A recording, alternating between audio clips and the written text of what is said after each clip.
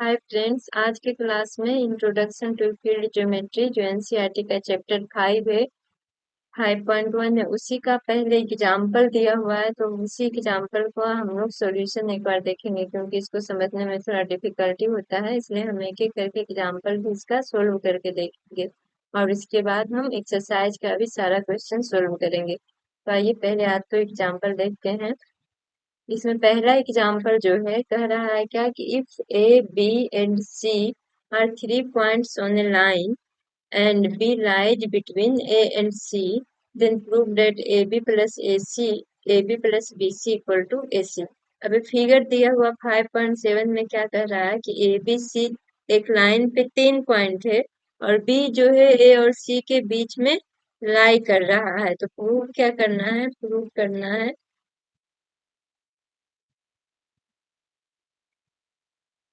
A B plus B C equal to A C, ये prove करना है। अब देखो तो एक जियोम 4 क्या कहता था, एक जियोम 4 के अकॉर्डिंग कि अगर टू थिंग्स मतलब अगर दो चीज आपस में कोइंसाइड कर रही है तो दोनों इक्वल होगी एक दूसरे के। तो एक जियोम 4 यही कहता था। अब देखो तो एसी जो लाइन है, एसी लाइन है, वो कोइंसाइड किससे कर रही है? Coincide A B plus BC के। कोइंसाइड करना मतलब क्या होता है कि अगर उसको एक दूसरे पे रखा जाए तो वो एक दूसरे को पूरी तरह से कवर कर लेना चाहिए। तो देखो तो अगर एसी इतना है, अब एसी के ऊपर हम ए बी प्लस बीसी को रखेंगे तो एसी पूरा कवर हो जाएगा। इसका मतलब क्या है कि एसी जो इक्वल होगा कवर हो जाएगा, मतलब एसी कोइंसाइड कर रहा है ए बी प्लस बीसी को, तो ए बी प्लस बीसी को कोइंसाइड कर रहा है एसी। तो ये दोनों अलग अलग थिंग्स है लेकिन एक दूसरे को कोइंसाइड कर रहा है। तो जैसे ही कोइंसाइड कर रहा है तो प्रूव क्या हो गया? A B plus BC. मतलब यूक्लिड का जो एक जियोम 4 था उससे ये प्रूव हो गया। अब दूसरा एग्जांपल में क्या कह रहा है? Prove that an equilateral triangle can be constructed on any given line segment.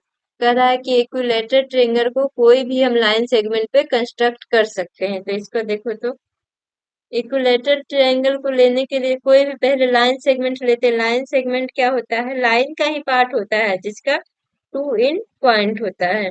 अब ए बी एक हम लाइन सेगमेंट ले लिए, ए और बी। अब इसका क्या करेंगे? इक्विलेटरल ट्रायंगल मतलब कि अगर ए बी एक लाइन सेगमेंट है तो सारा इसका एक साइड ए बी अगर मानते हैं तो बाकी का जो दोनों साइड बचेगा वो दोनों भी ए बी के इक्वल होना चाहिए। हम चौथा एक पोस्टुलेट में क्या पढ़े थे कि अगर कोई भी सेंटर दिया हो और कोई भी रेडियस मतलब कोई भी सेंटर और कोई भी रेडियस से एक सर्कल ड्रॉ कर सकते हैं। तो देखो तो ए से बी तक हम रेडियस ले लेंगे, ए से बी को हम क्या मान लेंगे? रेडियस कंपास और पेंसिल से। अब कंपास और पेंसिल को तो एक बार ए को सेंटर मानेंगे और एक बार बी को सेंटर मानेंगे और रेडियस इक्वल टू कितना लेंगे? A B. तो अब ए बी रेडियस ले करके एक बार सेंटर ए को मानेंगे तो ए से एक सर्कल ड्रॉ करेंगे, ए से इस तरह से सर्कल ड्रॉ करेंगे। उसी तरह से अगर बी पे मानेंगे एक बार रेडियस अगर बी होगा तो बी से भी एक सर्कल ड्रॉ करेगा जो कहीं ना कहीं क्या होगा? एक दूसरे को कट करेगा। तो कट करेगा तो इसको क्या करेंगे? इसको ए बी सी को तीनों पॉइंट को मिला देंगे तो ए बी सी जो ट्रायंगल होगा वो इक्विलेटरल होगा, क्योंकि ए भी तो रेडियस है, ये भी इसी सर्कल का रेडियस है, और बी सी मतलब A B equal to B C equal to A C हो जाएगा। और तीनों को हम क्या माने थे? एक सर्कल का रेडियस मान करके, मतलब कि जितना ए बी लिए थे उतना ही रेडियस सर्कल का, मतलब उतना ही रेडियस का एक सर्कल खींचे थे।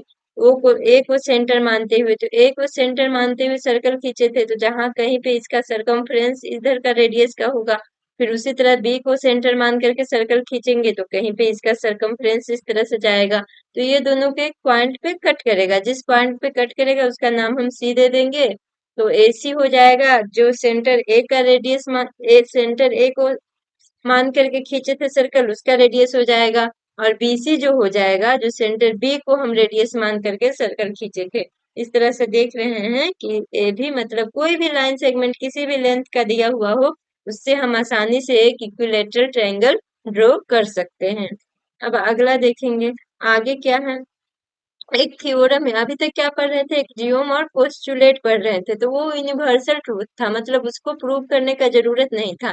अब थ्योरम क्या होता है, जिसको प्रूव करना पड़ता है, मतलब कि उसके लिए उसको प्रूव करो, वो ट्रूथ नहीं है, मतलब उसको यूनिवर्सल पोस्टुलेट और एक जियोम का हेल्प लेकर के इसको प्रूव करना पड़ता है कि कैसे ये जो थ्योरम होगा वो प्रूव होगा। तो थ्योरम क्या कह रहा है, पहला थ्योरम है, two distinct line cannot have more than one point in common। कह रहा है कि अगर दो अलग अलग लाइन लें तो उसमें एक से अधिक कॉमन पॉइंट नहीं होना चाहिए। मतलब इस थ्योरम का क्या कह रहा है कि टू डिस्टिंक्ट लाइन, इसका कहने का मतलब इसका अपोजिट देखे तो टू डिस्टिंक्ट लाइन है ओनली वन पॉइंट इन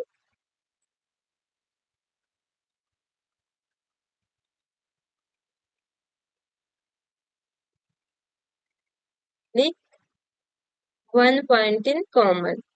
ये प्रूव करने के लिए कह रहा है, स्टेटमेंट तो वही है। तो सबसे पहले हम मान लेंगे, इसका अपोजिट मानेंगे, एज्यूम कर लेंगे कि टू पॉइंट कॉमन है। क्या एज्यूम करेंगे कि दो लाइन है एल एंड एम है two point common, two common point P and Q.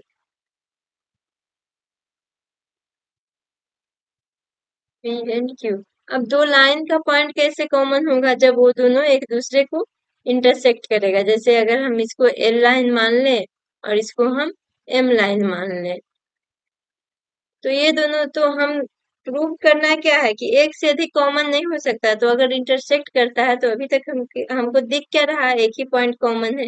लेकिन प्रूव क्या करना है कि ये दोनों में, हम देखो जहां पे दोनों को इंटरसेक्ट कर रहा है वो एक ही पॉइंट में रहा। अब प्रूव करना है कि इसमें दो पॉइंट कॉमन, मतलब एक ही पॉइंट कॉमन होना चाहिए, बस पी ही कॉमन होना चाहिए। तो प्रूव करने के लिए सबसे पहले हम मान लेंगे कि दो पॉइंट कॉमन है। अगर वो प्रूफ नहीं होता है तो इसका मतलब क्या होगा कि एक ही पॉइंट कॉमन रहेगा।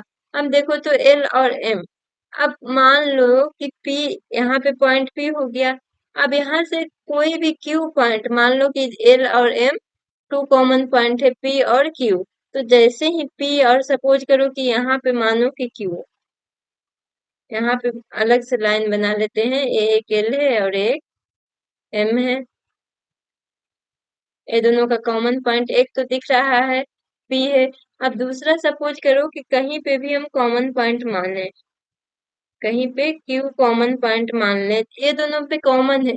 अगर कॉमन रहेगा मतलब कि एल है, एल है both point P and Q, और एम सिमिलरली, एम क्या हो जाएगा, एम के पास भी दो पॉइंट कॉमन है, मतलब कि एल में भी पी और क्यू रहेगा और एम में भी पी और क्यू रहेगा। तो दो पॉइंट कॉमन है, मतलब इसका मतलब क्या है कि एल से दो पॉइंट है। तो इसका क्या मतलब हो गया कि एल के पास भी दो पॉइंट है और एम के पास भी दो पॉइंट है। लेकिन हम क्या पढ़े थे कि अगर कोई पॉइंट पी हो और क्यू हो, दो पॉइंट हो, तो उससे केवल और केवल एक ही लाइन ड्रॉ किया जा सकता है।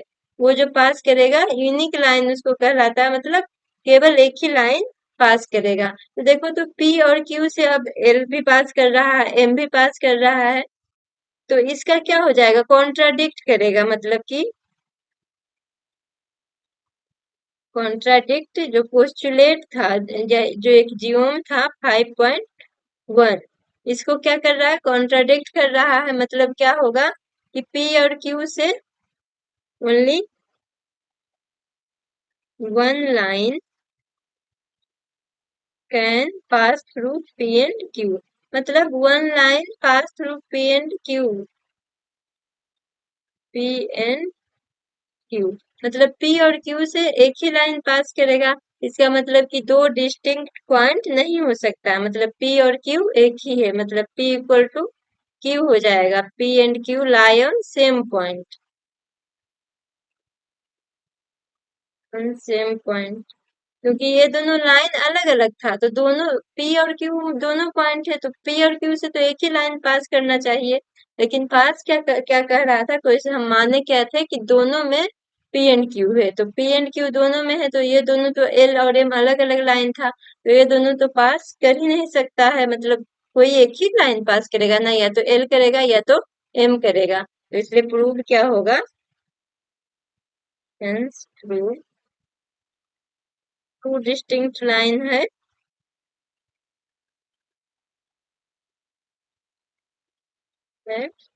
Only one common point.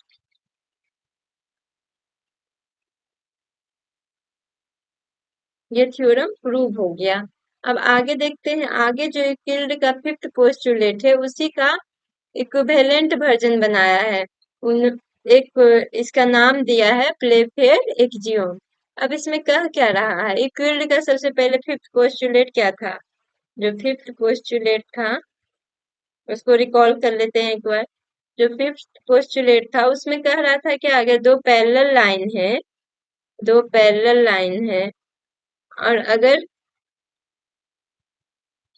इस पे कोई एक इंटरसेक्ट, तीसरा लाइन इंटरसेक्ट कर रहा है, तो जिस ओर का एंगल का सम, मतलब अगर एंगल ये 1 हो गया, ए 2 हो गया, अगर angle 1 plus angle 2 less than 180 हो, तो ये दोनों कहीं ना कहीं जाकर के इनफाइनाइट में क्या करेगा, इंटरसेक्ट करेगा। यही कहता था। अब इसी को इक्विवेलेंट वर्जन दिया, मतलब इसी को और किस तरह से लिखा जा सकता है। तो पहला देखो तो, for every line L and every point P not lying on L, there exists a unique line M passing through P and parallel to L। अब क्या कर रहा है, एक लाइन ले लो। सबसे पहले तो एक हम लाइन ड्रॉ कर लिए, कौन सा, L। अब कह रहा है कि कहीं पे पॉइंट P है, मतलब जो L पे नहीं लाई कर रहा है। तो सपोज करो कि यहाँ पे लाइन P हम मान लेते, पॉइंट P मान लेते। अब कह रहा है कि there exist a unique line M passing through P and parallel to L, मतलब कि जो एल होगा, एम होगा, पी से एक यूनिक लाइन पास करेगा एम, तो जो पैरेलल होगा एल से। तो देखो तो एक पॉइंट से बहुत सारा लाइन पास कर सकता है कि नहीं, 2 पॉइंट से एक लाइन पास कर सकता है, लेकिन एक पॉइंट से बहुत सारा लाइन पास कर सकता है इस तरह से। तो देखो तो सारा क्या है, अगर ए लाइन का ए नाम दे दे और इस लाइन का बी नाम दे दे, तो देखो तो पैरेलल क्या है, ओनली एक ही लाइन है जो पैरेलल है एल के, मतलब जो पहले से लाइन दिया हुआ है उसके पैरेलल केवल एक ही लाइन है, और एल जो ए और बी लाइन है वो लाइन एल के पैरेलल नहीं है। तो हम कह सकते हैं कि अगर कोई एक पॉइंट एल दिया है और दूसरा उसके बाद कोई पॉइंट है, तो उस पॉइंट से केवल एक ही ऐसा लाइन पास करेगा जो कि उस लाइन के पैरेलल रहेगा। अब दूसरा क्या कह रहा है, two distinct intersecting lines can not be parallel to the same line.